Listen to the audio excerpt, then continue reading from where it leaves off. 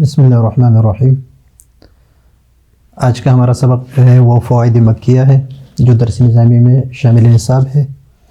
سب سے پہلے خطبہ ہے الحمدللہ رب العالمین والصلاة والسلام علی سید المرسلین سیدنا و نبینا و شفیعنا و مولانا محمد و آلہ و اصحابہ و ازواجہ و ذریتہ اجمعین۔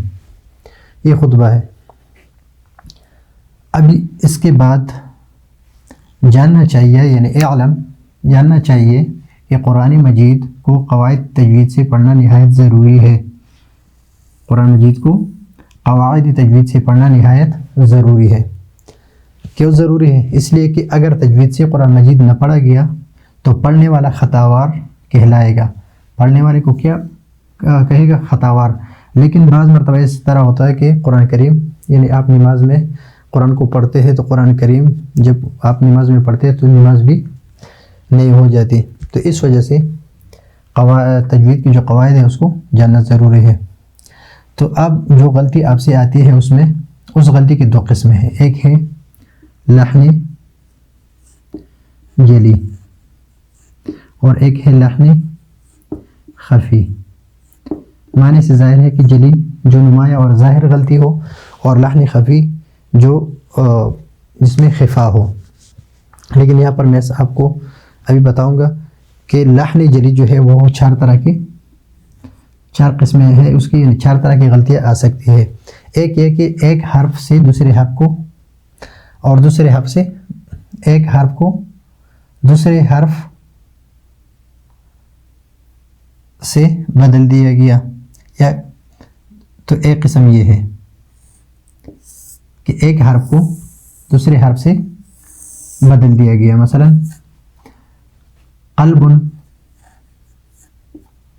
قلبن یہ دل کو کہتے ہیں، اور اس کی جگہ قاف کی جگہ پر آپ قلبن کہیں، قلبن، تو یہ لحن جلی ہے۔ قل ہے، لفظ قل ہے،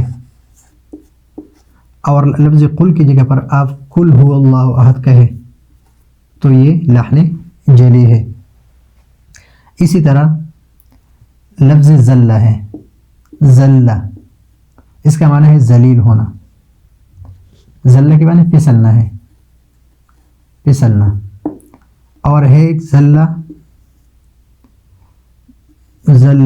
زال سے ہے، اس کا معنی ہے ذلیل کرنا، یا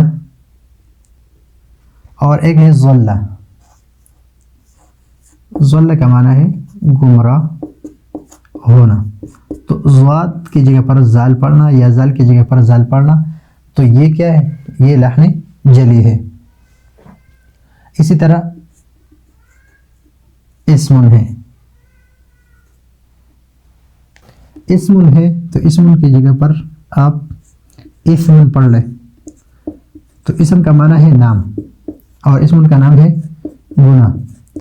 اور اس طرح بہت سارے حروف ہے کہ ایک حرف کی جگہ پر آپ دوسرا حرف پڑھ لیں تو یہ ہے ایک حرف کو دوسرے حرف سے تبدیل کرنا۔ یہ ہے لحن جلی کی پہلی قسم، کہ ایک حرف کو دوسرے حرف سے تبدیل کرنا، یا کوئی حرف گھٹا بڑھا دیا گیا ہو۔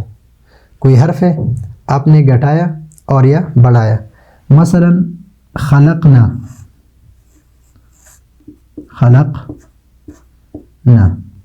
تو ابھی خلقنا کا معنی ہے ہم نے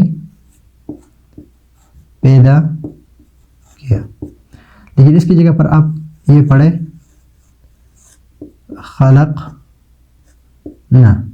تو خلقنا کا معنی ہے کہ ان سب عورتوں نے پیدا کیا، تو معنی میں فرق آ گیا۔ اور یا یہ تو اس میں الف کو آپ نے گھٹا دیا، یہ الف کی کمی کی وجہ سے خلقنا کی جگہ پر آپ نے خلقنا پڑھا۔ یا آپ نے قالا، مثلا قالا کا لفظ ہے، قالا کا مطلب ہے کہ اس ایک آدمی یا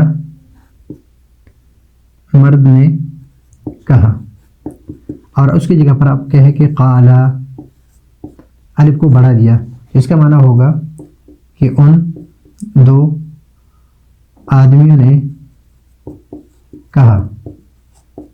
تو معنی میں فرق آ جاتا ہے. تو یہ دوسری قسم ہے اس کی، ان 4 لحن جری کی 4 قسموں سے یہ دوسری قسم ہے. تیسری قسم یہ ہے کہ آپ حرکات میں غلطی کی اس کی مثال یہ ہے کہ مثلا انعمتا،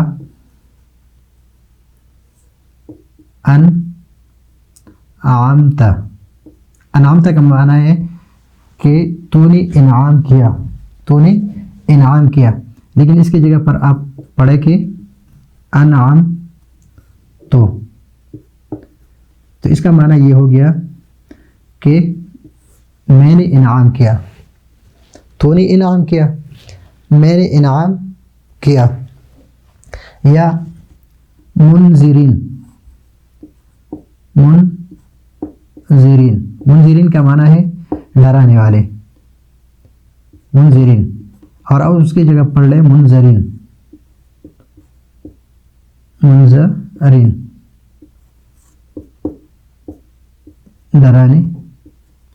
ڈرنے یعنی ڈرے ہوئے، جس کو ڈرائے گئے ہیں، جس کو ڈرائے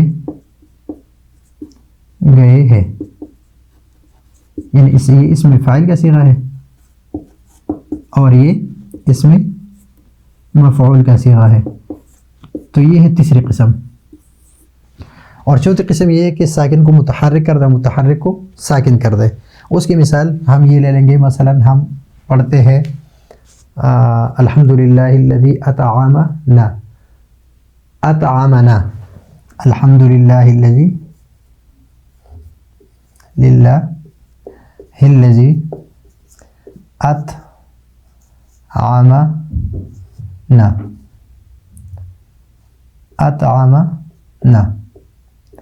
اطعمنا کا مطلب یہ ہے کہ ہم اس اللہ کی حمد کرتے ہیں جس نے ہمیں کھلایا، لیکن اگر ہم اس کو اطعمنا کہیں گے، اطعمنا کہیں گے، تو اس کا معنی یہ ہو جائے گا کہ ہم نے کھلایا، تو ہمیں کھلایا، اس نے ہمیں کھلایا، اور اس کا معنی ہے کہ ہم نے کھلایا. دوسرے وجعلنا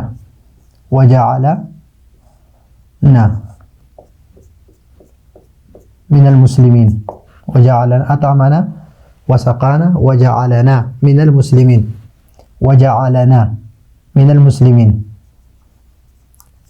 لیکن اگر اس کی جگہ پر ہم کہیں وجعلنا، صرف ایک سکون اور ایک حرکت کا فرق ہے، یہاں پر بھی ایک سکون اور ایک حرکت کا فرق، زبر کا فرق ہے. وجعلنا اس کا معنی ہے کہ ہم نے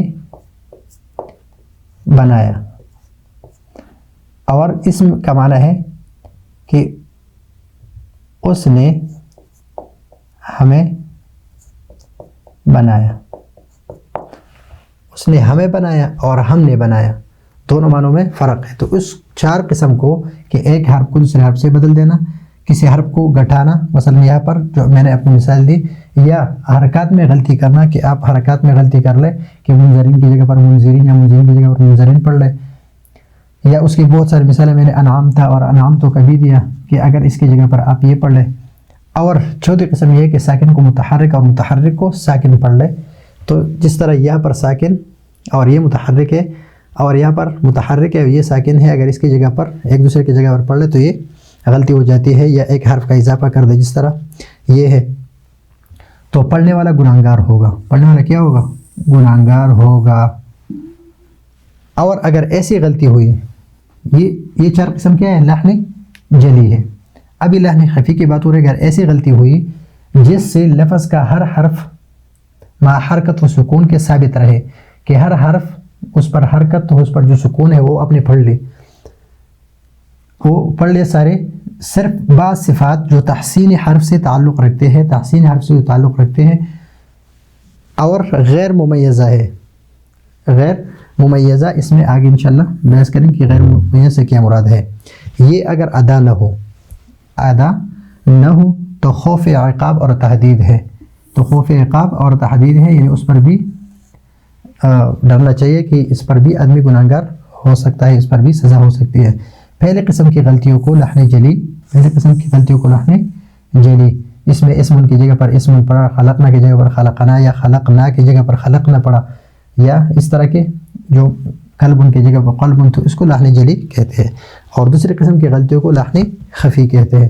انشاءاللہ آگے جا کے تجوید کی تعریف بھی کریں گے، اس کے موضوع اور اس کے غرض بھی بیان کر کے آگے اسباق پڑھیں گے تفصیل سے انشاءاللہ۔ تو اس وقت تک کے لیے اجازت چاہتے ہیں۔ اللہ حافظ۔